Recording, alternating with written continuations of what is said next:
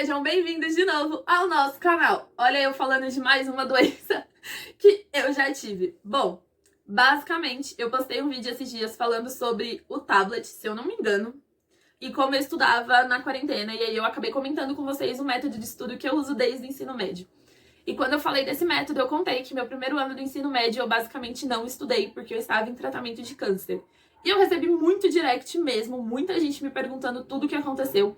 E aí eu falei, já que tem muita gente querendo saber, eu vou fazer um vídeo e vou contar pra vocês basicamente a minha história com o câncer. Eu vou rodar a vinheta, enquanto isso, se você não é inscrito, se inscreve, porque a gente fala de tudo um pouco, como eu acabei de dizer pra vocês. Mas essa semana tá sendo só doença. Vem que eu vou rodar a vinheta.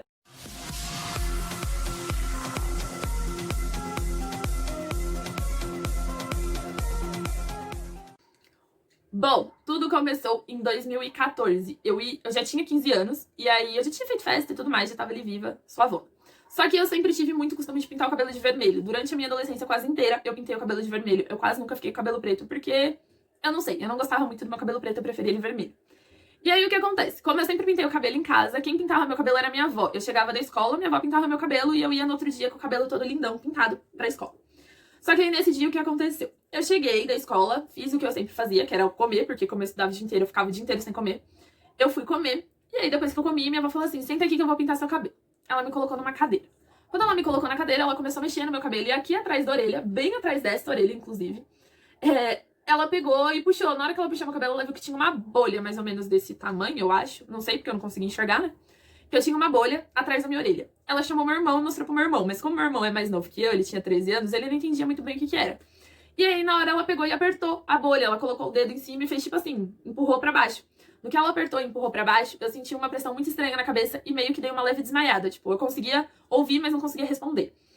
E aí ela pegou e contou pros meus pais, porque minha mãe só chegava um pouco depois de mim do serviço e meu pai só chegava à noite. Ou meu pai trabalhava à noite, não lembro. Não, meu pai só chegava à noite, é. E aí, o que aconteceu? Ela pegou e contou pra minha mãe. Minha mãe, de início, ficou tipo, eu não sei, deve ser alguma coisa, ela deve ter se machucado, algum bicho deve ter picado. Só que aí, quando minha mãe foi olhar, minha mãe falou, não, isso aqui não é picada de bicho, porque tá muito grande pra ser uma picada de bicho. A não ser que ela tenha alergia e a gente não percebeu. Só que o que aconteceu? Minha mãe ficou nessa e acabou marcando o médico do convênio pra me levar. Quando ela me levou no médico do convênio, o médico do convênio falou pra minha mãe, olha, é uma bolha de gordura e se você quiser, a gente opera, mas é por estética, não tem nada aí dentro, é só gordura. Aí minha mãe falou assim, tá bom. Aí a gente saiu do consultório, minha mãe pé da vida, falando, não, eu tenho certeza que não é só gordura. Onde que vai nascer uma bolha de gordura atrás da cabeça da menina? Que não sei o quê. E xingando o médico de tudo quanto é não. E eu dando risada. Aí o que aconteceu? Passou-se um tempo, eu tive que arrancar um dente, porque eu ia colocar o aparelho e eu não tinha espaço pra consertar os dentes embaixo. E eu tinha uns caquinhos na boca que eu tinha estourado o dente com tic-tac. E aí eu fui pra arrancar o dente. Quando eu fui pra arrancar o dente, eu desci na UPA, que tem perto da minha casa. E aí a dentista abriu minha boca, olhou pra cara da minha mãe e falou assim, mãe, sua filha tá com câncer. Eu, na cadeira do dentista, quase morri, mas Deus me mandou de volta, deu uma porrada assim na minha cabeça pra mim descer. Minha mãe perdeu o chão porque a gente tinha perdido recentemente o irmão dela com leucemia. Ou seja, histórico de câncer na minha família não é uma coisa muito boa. E aí a gente veio, pra chegar em casa tinha que subir um subidão. Minha mãe tava quase louca nessa subida. Minha mãe tava sem reação, ela tentava brincar comigo e eu tentava brincar com ela, mas tipo, a gente percebia que o clima tava ruim. Eu cheguei em casa, entrei no quarto, ela foi contar pro meu irmão ficou meio que sem entender nada.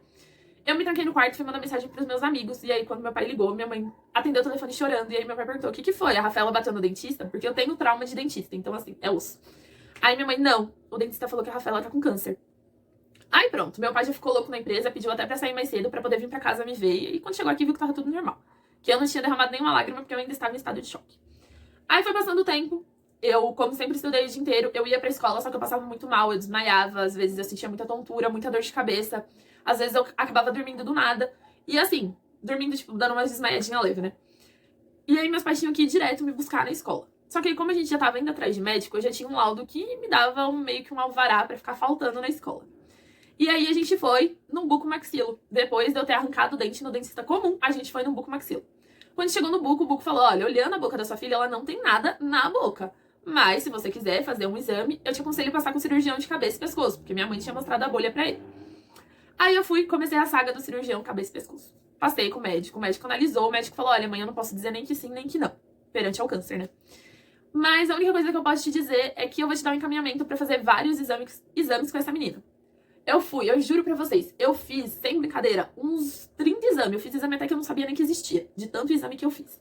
E aí, em um dos exames, um rapaz falou assim pra minha mãe: olha, boa sorte, viu? Porque sua filha tem 27 nódulos.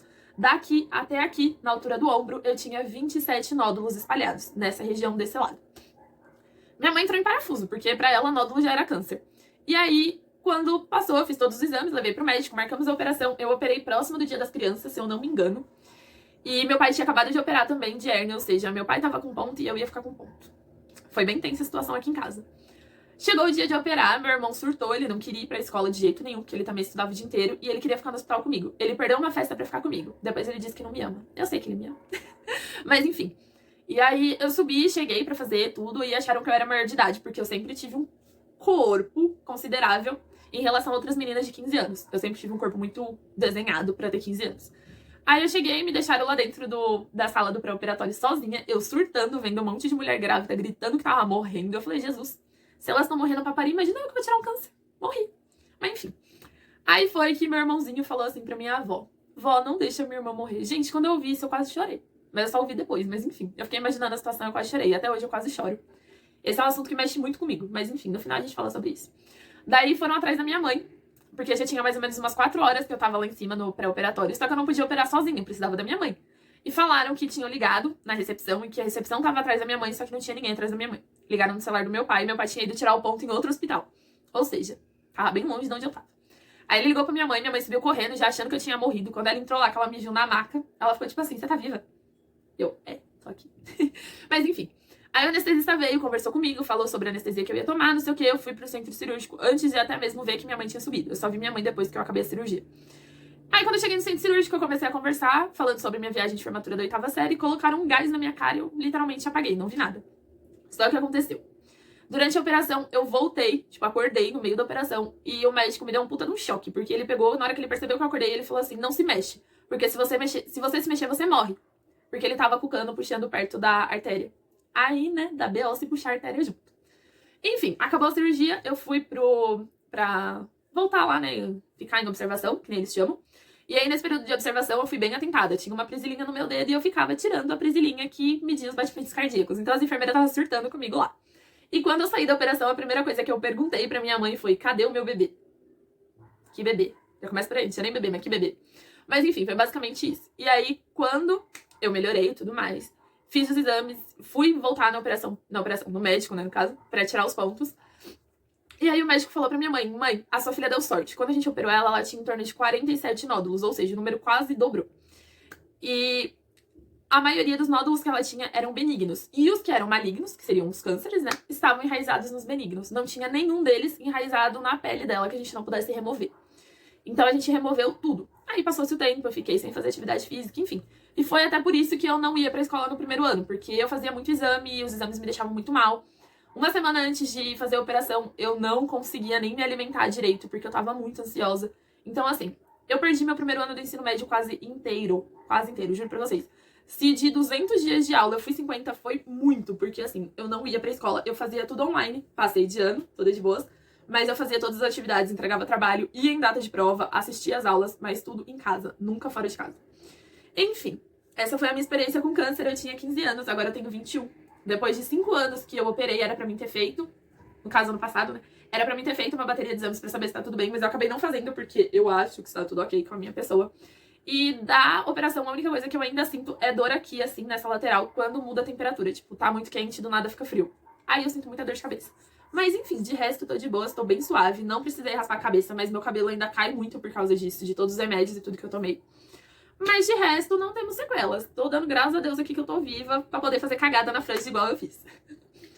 Enfim, eu já tinha comentado muitas vezes sobre o câncer, mas nunca é algo tão claro. Por quê? Eu sempre tive muito... Como eu posso dizer? Era algo que mexia muito comigo. Toda vez que eu falava desse assunto, eu sentia muita vontade de chorar, eu sentia muita vontade de desistir, porque durante o período que eu fiz o tratamento, eu tentei me matar 2 vezes, ou seja, foi uma coisa assim bem pesada. Uma das vezes foi meu irmão mais novo que me salvou, na segunda vez foi meu pai. Então, assim, eu já queria desistir, porque quando eu vi que o irmão da minha mãe tinha falecido há pouco tempo com câncer também, eu falei assim, olha, eu não vou aguentar. Se ele que é adulto, se ele que é forte, se ele que é homem não aguentou, por que que eu, que sou uma criança, sou uma menina, sou fraca, vou aguentar? Mas enfim, graças a Deus eu não me matei, tô aqui firme e forte, enchendo o saco de vocês direto.